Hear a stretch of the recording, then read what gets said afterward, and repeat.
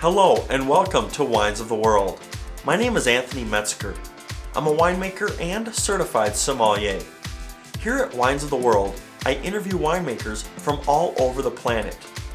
I conduct my interviews via Skype and record them live so that I can bring you face to face with winemakers from all over the world. So without further ado, please enjoy the show.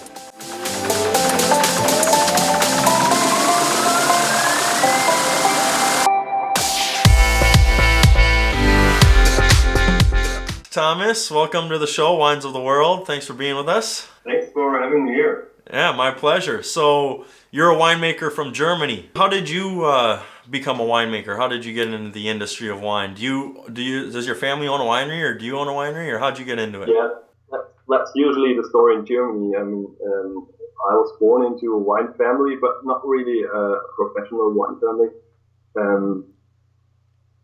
There's been wine growing going on in my hometown for more than 1,200 years. So it's been a very long time, and my family has had wine for I don't know, I'm the 12th generation or something.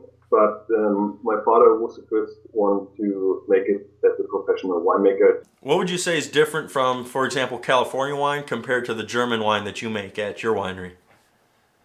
The structure is completely different, and everything is limited. So you can't just expand if you want. If you get your sales up, have good quality wine, you want to sell more. If you can produce more, you can get it from nowhere. So you're kind of limited. The growth is limited. Everything's limited.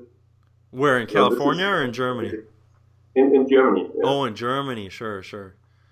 Yeah, everything's small. You've got one vineyard. Your grandfather already had that vineyard, and this is where you make the wine and stuff. Okay. This is kind of different. In the new world, everything's developing much faster. Austria, California, Germany, from your travels going abroad to make wine, what's like one of your favorite stories or memories from traveling to California to make wine, or traveling to Austria?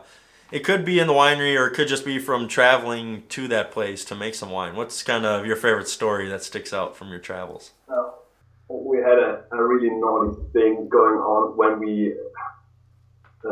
when I planned to go to California. This was all, I didn't really take so much care of it, and then I was just there. The next day the plane's gonna take off, and we had a big wine festival. This is a big thing in Germany too. Wine festivals everywhere. We have wine festivals, and some guys from university showed up, and so it was a night of food.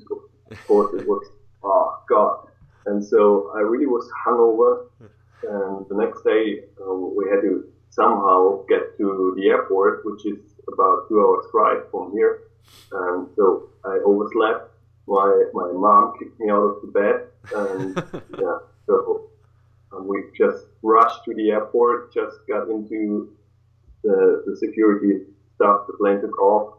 There was not one more minute left. And then we just landed, and we hadn't planned anything. We were two guys going there, and in the same plane, and everything was fine.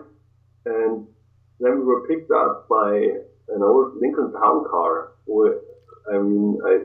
I thought we had to take the bus, but this guy said, "No, I'm going to pick you up." It's kind of not so cool like it is in Germany to get around with public transport. And so we were picked up in this Lincoln Town car, and the landlord said, "This is going to be your car." So he rented out this Lincoln Town car to me, and I couldn't believe it, because this is what I've always dreamed of, going to the US and having this big block engine and stuff. So nice. I was overwhelmed. So, yeah.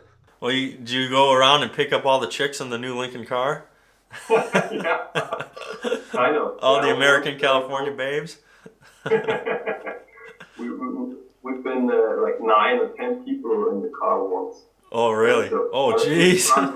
We already fitted 3 guys into the trunk. We had to shoot them first. Yeah, right. What did you find different compared to the people of Franconia to the people of California? Well, Franconia, I mean, you met them. They are kind of reserved. It always takes them a little longer to get warm, to open themselves to other people. And in California, but if you have them, they stick with you. You can count on them and stuff. And in California, everyone was helpful. It was so nice. I've never met so friendly and helpful people as I met in California. So another thing I do here on the show too is I ask scenario questions. And that's kind of, I'll ask you a certain scenario and then you just tell me what kind of wine you would drink in that scenario. So this one here, it's the weekend after Oktoberfest. So last weekend you were at Oktoberfest, you were partying, obviously drinking tons and tons of beer. So now it's the weekend after, you're going out with your friends to the bar, you're going to have a casual night at the pub, and you're going to throw some darts and watch your favorite soccer match. And you're tapped out on beer. You can't drink any more beer. What kind of wine are you going to drink on a Friday night at the pub with your friends? Have you been at the Oktoberfest? I was actually working during Oktoberfest. They wouldn't let us go. Yeah, well, me too. Okay. Some easy sparkling, like Riesling sect, which we make with a lot of acidity to keep you awake. So something lighter, something refreshing, crisp, white preferably, maybe a little bit of bubbles, and cheap. Yeah, exactly. Another scenario question I'd like to ask you, and that is, say you're going on vacation with 3 of your best friends, and you're going to go to Mexico, of all places in the world. You're going to Mexico for a week of vacation. You just had a really fun time down there partying, and now you're going to go out your last night in Mexico. You're going out onto the beach with your friends, and you're going to have a bonfire. What kind of wine would you drink around a bonfire on the beach at night with your friends?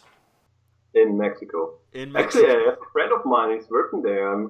Think about visiting him there. Really? Okay. Something easy drinking, not easy drinking, but not so heavy, well-balanced, elegant Pinot Noir thing, which I really, really appreciate. Yeah. Something like that, I would say. So a Pinot Noir. I assume it's warm on the beach. Yep. If you go there, having a bonfire, something not too smoky because you already got the smoke taint.